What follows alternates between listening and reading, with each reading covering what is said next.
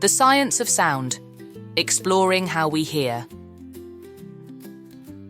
The science of sound is all about how we hear things around us. Let's explore some cool facts about sound. Vibrating waves. Sound travels in waves, like ripples in water.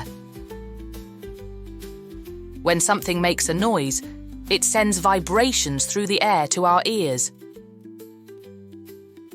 How we hear. Our ears are like special machines that catch sound waves. Inside our ears, tiny hairs and nerves turn these vibrations into signals that our brain understands as sound. Loud and soft. Sound can be loud or soft, depending on how big the vibrations are. A drum makes a loud sound because it vibrates a lot, while a whisper is soft because it vibrates less. Pitch perfect. Sound also has pitch, which is how high or low it sounds. A high-pitched sound, like a bird chirping, has fast vibrations, while a low-pitched sound, like a big drum, has slow vibrations.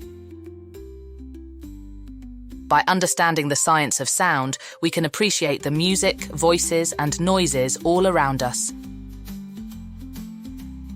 So let's keep listening, learning, and exploring the fascinating world of sound.